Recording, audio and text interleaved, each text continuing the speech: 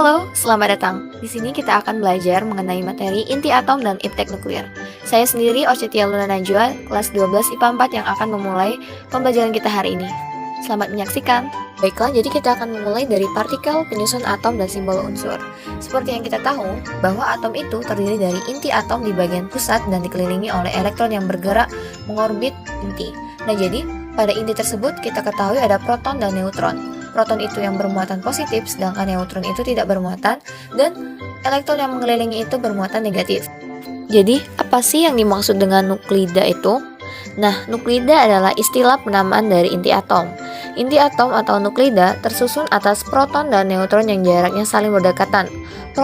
Seperti contohnya itu nama atom kalium. Nah, di sini bisa kita lihat bahwa dengan yang kita tahu lambang atau notasi kalium itu 19K39 yang memberikan penjelasan bahwa terdiri atas 19 proton, 19 elektron, dan 20 neutron.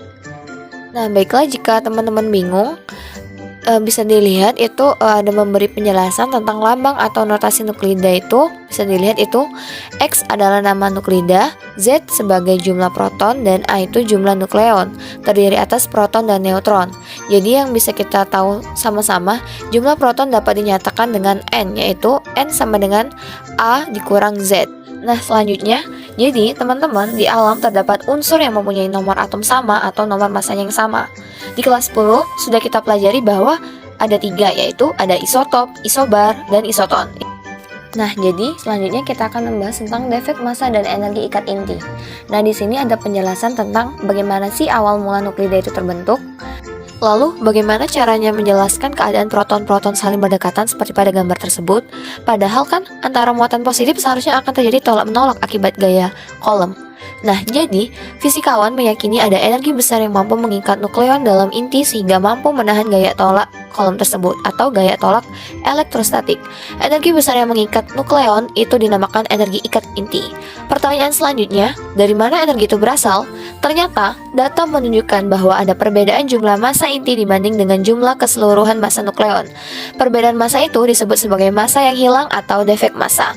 Nah, jadi selanjutnya, massa yang hilang itu berubah menjadi energi ketika nuklida terbentuk dari nukleon yang bergabung. Nah, ilustrasi tersebut dapat dijelaskan dalam tabel tersebut yang bisa sama kita lihat. Jika dirumuskan, maka defek massa dinyatakan dengan rumus delta M sama dengan Z kali MP tambah A dikurang Z dikali Mn dikurang M nuklida, dengan keterangan delta M itu massa yang hilang atau defek massa, Z jumlah proton, MP massa proton yaitu 1,0078 SMA, A itu jumlah nukleon, A dikurang Z itu jumlah neutron, Mn massa neutron yaitu 1,0087 SMA. Nah, selanjutnya, energi yang hilang saat terbentuk nuklida itu berubah menjadi energi ikat inti dengan kesetaraan massa dan energi menurut Einstein, E sama dengan delta M dikali C kuadrat. Nah, jadi di sini ada contoh mengenai atom litium yang disimbolkan dengan Li dengan 3 proton dan 4 neutron. Nah, selanjutnya kita akan mencari defek massanya. Nah, jadi delta M sama dengan 3 massa proton ditambah massa neutron dikurang massa inti. Untuk selanjutnya bisa kalian cari sendiri ya tentang energi ikat inti dari atom litium. Nah, dari yang sudah dibahas tadi, jadi seberapa besar sih energi itu? Bukankah informasi energi nuklir itu besar? Nah, jadi itu betul sekali. Energi nuklir atau yang kita sekarang pelajari, energi ikat inti atau nuklida, itu jika dapat mengubahnya menjadi energi lain, misalnya listrik, sangat besar sekali. Nah, itulah sebabnya energi nuklir menjadi harapan energi masa depan jika kita mampu mendapatkannya. Selanjutnya kita akan membahas tentang kestabilan inti dan peluruhan. Jika kalian sudah memahami tentang perbandingan beberapa isotop antara isotop stabil dan isotop tidak stabil, nah di sini ada teori tentang kestabilan inti. Jadi, secara sederhana, isotop dengan nukleon sedikit berukuran kecil akan lebih stabil karena semua nukleon ada dalam jangkauan gaya ikat inti. Sementara itu, isotop dengan nukleon banyak, nuklida berat, memiliki ukuran yang besar dengan kemungkinan melampaui jangkauan gaya ikat inti. Nah, jadi sama-sama kita tahu dapat disimpulkan bahwa inti ringan cenderung stabil, sedangkan inti berat cenderung tidak stabil. Untuk lebih memahaminya, kalian bisa melihat grafik pada gambar ini untuk lebih mengetahui penjelasan terkait kestabilan inti. Gaya dan kestabilan inti. Tidak setiap gabungan proton dan neutron membentuk inti atom stabil atau mantap. Stabilitas inti atom ditentukan oleh perbandingan antara jumlah proton dan juga jumlah neutron. A. Inti ringan Z kurang dari sama dengan 20. Inti ringan stabil jika N sama dengan Z atau N per Z sama dengan 1,00. Inti tidak stabil jika N tidak sama dengan Z atau tidak sama dengan 1,00. Contoh inti ringan yang stabil yaitu boron 10,5, nitrogen 14,7, norepinefrin 20,10, dan magnesium 24,12. B. Inti berat Z lebih dari 20. Inti berat stabil jika 1,00 kurang dari N per Z kurang dari 1,60. Inti tidak stabil jika lebih dari 1,60 atau kurang dari 1,00. Contoh inti berat yang stabil yaitu rhodium 103,45 dan bismut 209,83. Energi ikat. Massa total inti atom ternyata lebih kecil daripada massa partikel penyusunnya. Hal ini menunjukkan bahwa pada pembentukan inti ada sejumlah massa proton dan neutron yang hilang. Massa yang hilang berubah menjadi energi yang mengikat proton dan neutron menjadi inti atom. Energi ini disebut juga dengan energi ikat inti.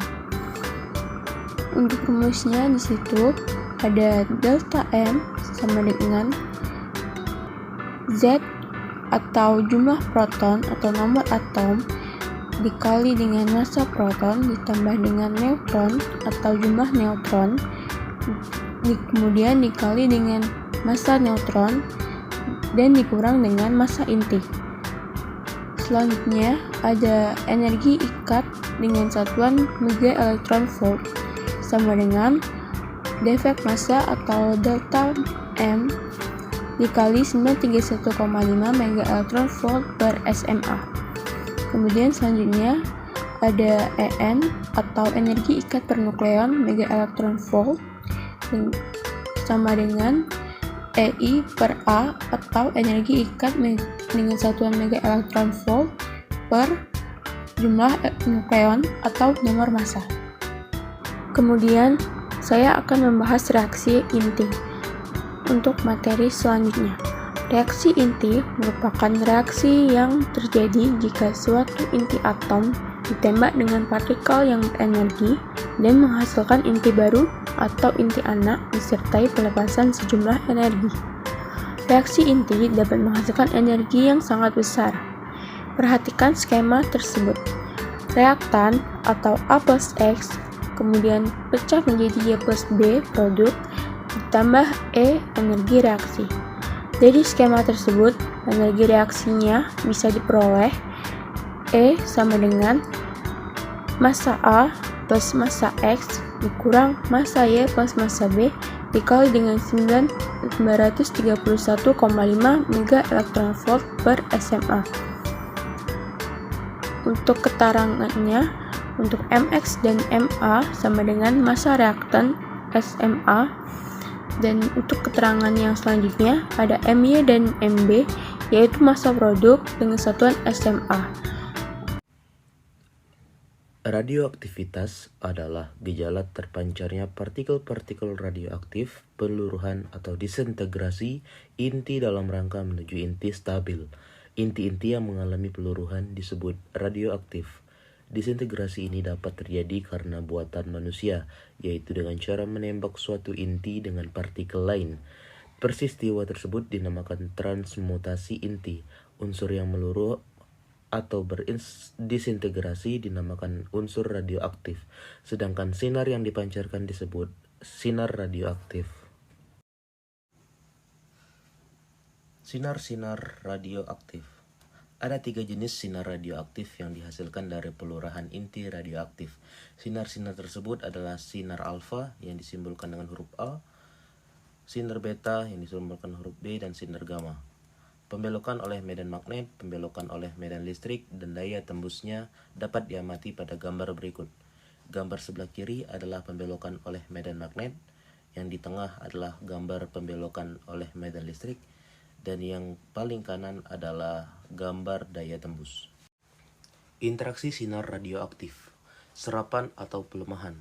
Jika seberkas sinar radioaktif dengan intensitas I0 dilewatkan pada sebuah keping dengan tebal X, intensitas sinar radioaktif itu akan melemah secara eksponensial sesuai persamaan berikut.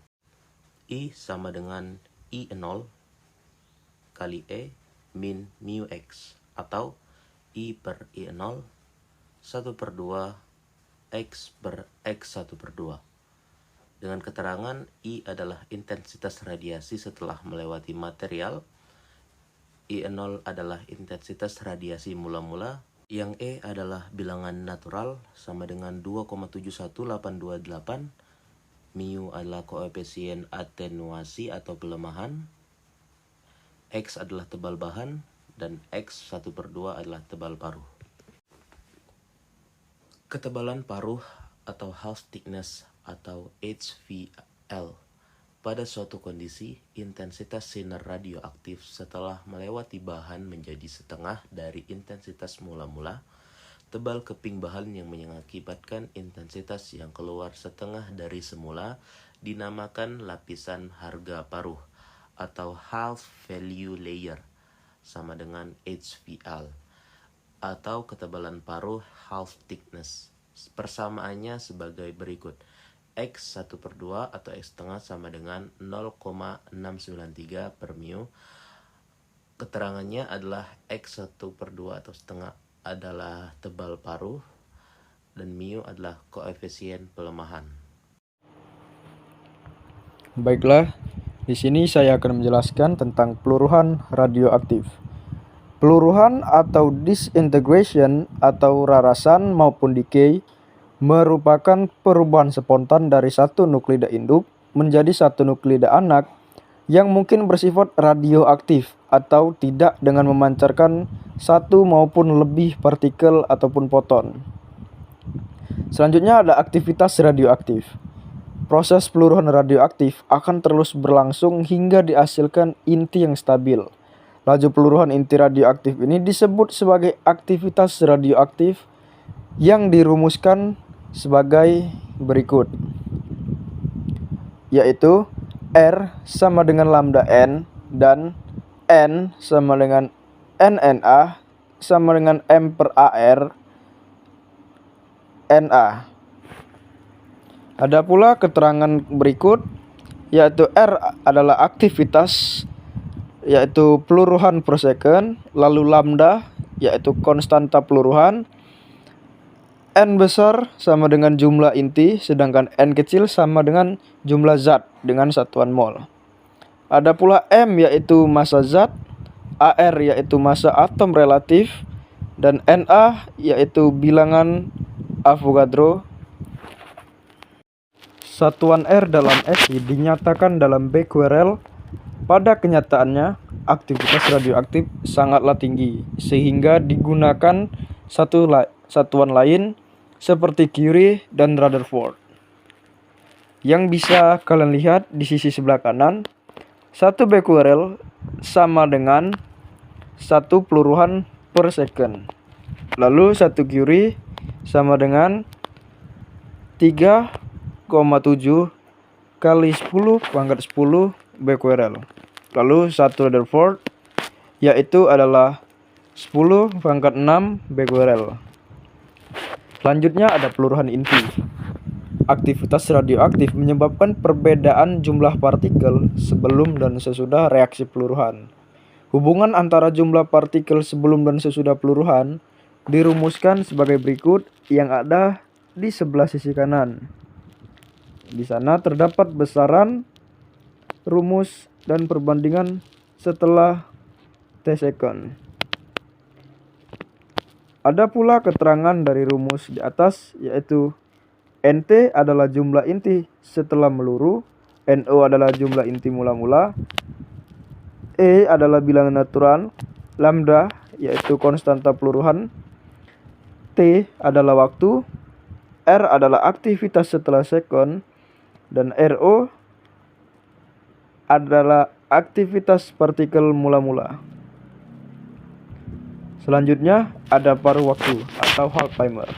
Pada suatu kondisi tertentu, jumlah partikel menjadi setengah partikel mula-mula. Waktu yang diperlukan dalam proses tersebut disebut waktu paruh, yang dirumuskan sebagai T1/2 sama dengan 0,693 per mu. Aplikasi IPTEK. 1. Aplikasi IPTEK nuklir di bidang energi. Reaktor nuklir juga meliputi reaktor fusi dan reaktor fisi. Reaksi fusi adalah reaksi nuklida-nuklida ringan digabungkan menjadi nuklida dengan nomor atom lebih besar. Reaksi fisi adalah reaksi pembelaan nuklida radioaktif menjadi nuklida-nuklida dengan nomor atom mendekati stabil. 2. Aplikasi IPTEK nuklir di bidang industri. Dalam bidang industri, IPTEK nuklir dapat dimanfaatkan untuk keperluan berikut. 1. Sebagai penentuan homogenitas proses. Radioisotop dapat dimanfaatkan sebagai perunut dalam kegiatan industri. 2. Pengelolaan lingkungan. Teknik iradiasi elektron dapat digunakan untuk membersihkan polutan-polutan yang terlepas ke lingkungan. Dampak dan proteksi radiasi. Selain manfaatnya yang sangat banyak, nuklir juga memberikan dampak buruk yang tidak dapat diabaikan. Seperti jika terjadi kesalahan pemakaian, akan mengalami paparan melebihi dosis. A. Dampak paparan radiasi.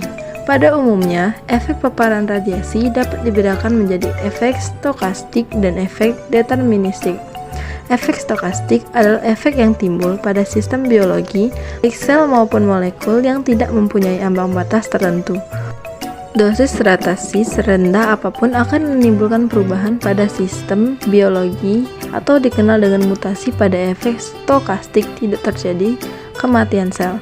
Efek deterministik adalah efek yang muncul apabila dosis yang diterima melebihi dosis ambang dan umumnya terjadi dalam waktu relatif singkat. Efek deterministik menyebabkan sel mati. B. Nilai batas dosis. Nilai batas dosis merupakan batas maksimal dosis yang boleh diterima oleh seseorang yang terkena paparan radiasi. Menurut International Commission Radiological Protection (NBPD), yaitu dosis yang diterima dalam jangka waktu tertentu atau dosis berasal dari penyinaran intensif secara seketika untuk mencegah terjadinya cacat somatik maupun genetik. Menurut Badan Pengawasan Tenaga Nuklir, NBD merupakan dosis terbesar yang diizinkan Bapeten untuk diterima oleh pekerja radiasi dan masyarakat dalam jangka waktu tertentu. C. Prinsip proteksi radiasi. Sumber radiasi dapat memancarkan radiasi pegion yang perlu kita proteksi. Untuk memproteksi diri dari bahaya sumber radiasi digunakan 3 prinsip sebagai berikut. 1. Perisai. Perisai digunakan untuk melindungi diri dari pancaran radiasi pegion. 2. Jarak. Untuk mengurangi risiko terkena paparan radiasi, posisikan diri jauh dari sumber radioaktif. 3. Waktu. Saat Anda mendekati api unggun, makin lama akan makin panas. Begitu juga pada radiasi, makin lama Anda berhadapan dengan sumber radioaktif, maka makin besar terkena paparan radiasi. Selain teori kuantum, terdapat juga teori Bohr.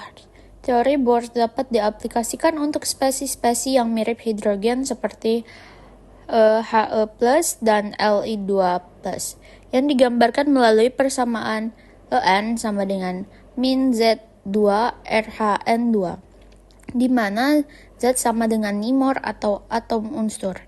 Selain itu, teori Bohr juga dapat memprediksi jari-jari suatu orbit atom hidrogen melalui persamaan Rn sama dengan N2AO, N2A0, di mana Rn jari-jari orbit atom hidrogen pada tingkat energi tertentu, dan A0 sama dengan jari-jari Bohr atau jari-jari pada tingkat dasar yakni 53 pm.